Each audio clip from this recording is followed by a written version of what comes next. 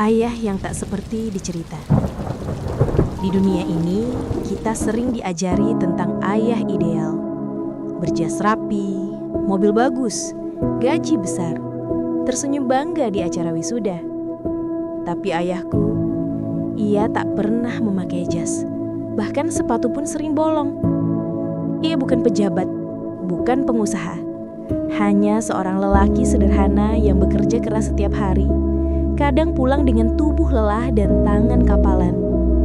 Di mata dunia, ia tak sempurna.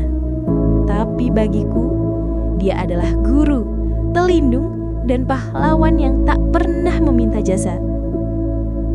Ini bukan kisah tentang kesuksesan.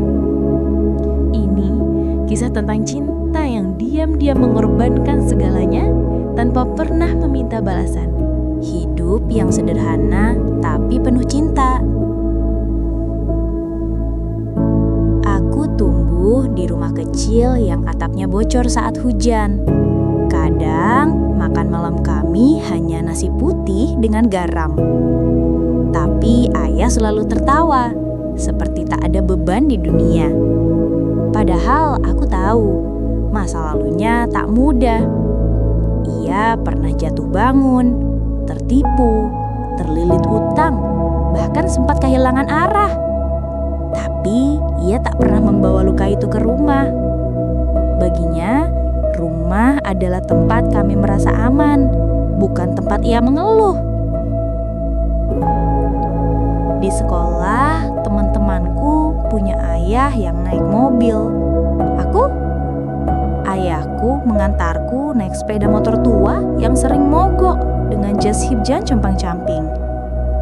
Kadang aku malu, tapi setiap kali ia menatapku sambil tersenyum, rasa malu itu luluh, diganti rasa aman yang tak bisa dijelaskan. Cacat yang jadi alasan orang merendahkan.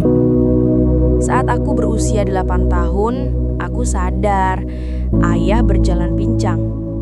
Bukan karena malas, tapi karena luka lama yang tak pernah sembuh. Bekas jatuh dari truk saat bekerja serabutan demi sesuap nasi. Di pasar, aku pernah mendengar bisikan pedas.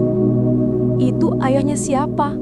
Katanya cacat karena bodoh. Aku ingin berteriak, marah, membela. Tapi ayah hanya menggenggam tanganku erat, lalu berbisik pelan. Biarin nak, yang penting kita gak nyakitin Nora. Saat itu aku belajar satu hal. Kemuliaan bukan diukur dari fisik atau kekayaan, tapi dari cara seseorang memilih tetap baik meski dunia tak adil padanya. Pengorbanan yang tak pernah diceritakan. Waktu SMA, aku ingin ikut study tour.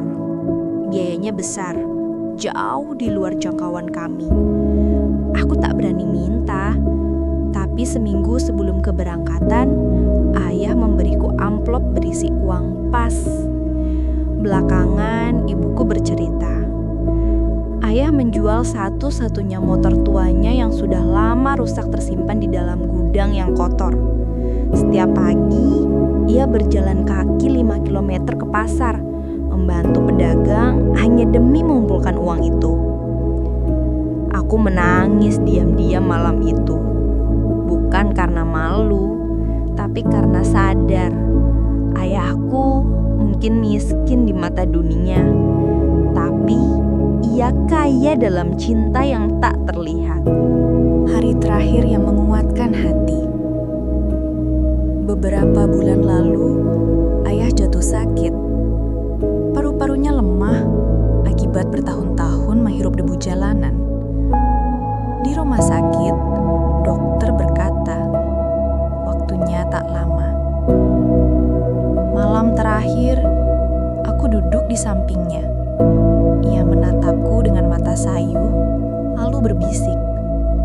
Maaf ya nak, ayah gak bisa kasih kamu apa-apa. Aku menggenggam tangannya erat. Air mata mengalir. Ayah, dari dulu ayah udah kasih aku segalanya. Kasih sayang, pengorbanan, dan pelajaran hidup. Itu lebih dari cukup.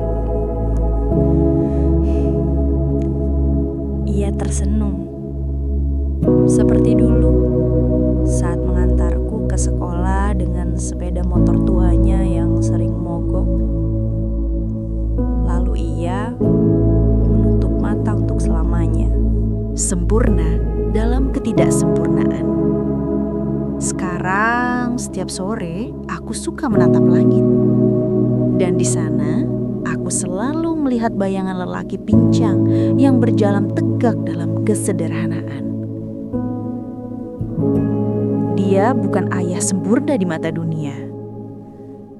Tapi bagiku, ia adalah bukti nyata bahwa cinta sejati tak butuh kata-kata. Cukup dengan diam, kerja, dan pengorbanan. Jika kamu masih punya ayah, jangan tunggu hari terakhir untuk mengatakan, "Terima kasih ayah, aku bangga jadi anakmu." Karena di balik kelemahannya, mungkin ia sedang memikul beban yang kau tak pernah tahu. Dan cinta seperti itu tak perlu sempurna untuk layak disebut luar biasa. Di dunia yang sibuk menilai berdasarkan penampilan, kekayaan, dan status, kita sering lupa. Cinta sejati tak pernah datang dalam kemasan sempurna. Kisah ini tentang seorang ayah yang tubuhnya pincang, dompetnya tipis, masa lalunya tak mulus, tapi hatinya lebih besar dari semua celah yang dilemparkan orang padanya. Kalau kamu pernah merasa malu pada orang tuamu, kalau kamu pernah mengira cinta itu harus datang dari kemewahan, maka kisah ini adalah pelukan diam-diam untukmu. Pernahkah kamu berkata terima kasih pada ayahmu? Jangan pernah malu pada orang tuamu.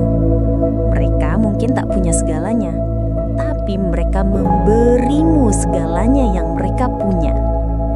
Ceritakan di kolom komentar sebelum terlambat. Semoga konten ini menjadi pengingat lembut bagi jutaan anak di luar sana. Jangan lupa subscribe untuk konten yang mengingatkan kita pada hal-hal yang benar-benar penting dalam hidup.